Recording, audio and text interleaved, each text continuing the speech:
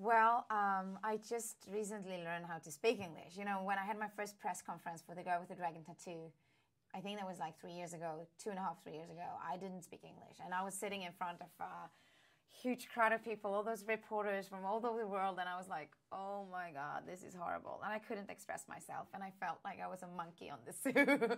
And it was just a nightmare. So I decided that day that I need to find a way to make this language mine. So I did. I started to watch movies without reading subtitles. I was watching BBC and, you know, and different TV shows and just reading books in English and newspapers. So I kind of started on my own to make it mine.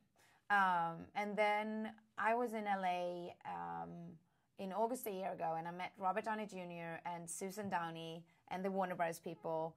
And everything happened so fast. You know, I didn't expect anything. And I went, you know, when I went to the meeting with the Warner Bros. People, you know, we talked a little bit about Sherlock Holmes, but not so much. It was kind of a general meeting, and they've seen my work, and it was, you know, fun. And then Susan wanted to see me, and I went over to her office, and then Robert showed up, and I was like, oh God. And he was just the sweetest guy. and we had a very short, intense meeting, very creative, very fun. And, you know, we talked about movies and what kind of movies we want to do.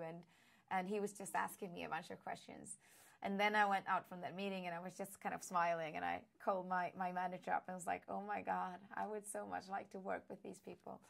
And then a couple of weeks later, they wanted me to go to London and meet Guy Ritchie, and I did. And then they wanted me to do this movie. So everything happened super fast. And I only had like 3 weeks to prep.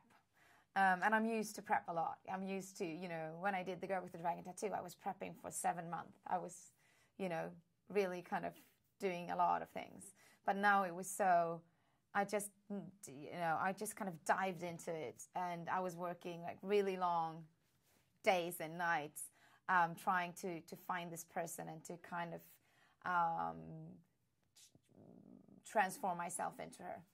And I was working with a dialect coach.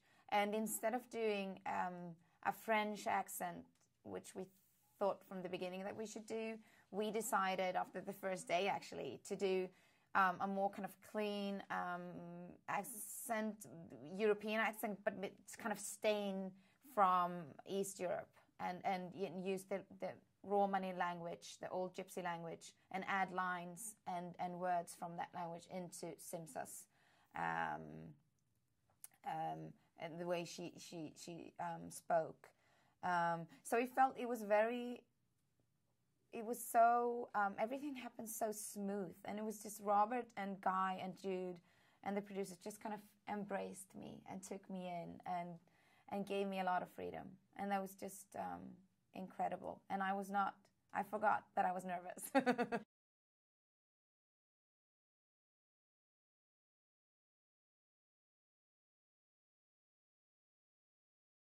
It was so much fun. It's probably the most fun journey I've ever been on. You know, I was laughing every day. And they have, you know, they all have such a, I don't know, such a crazy, brutal humor. So, and I kind of felt like I became one of the boys.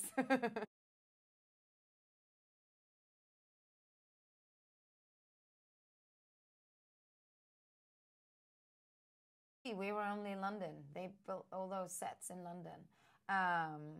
So I was in London for, I think it was like 7 months for Sherlock.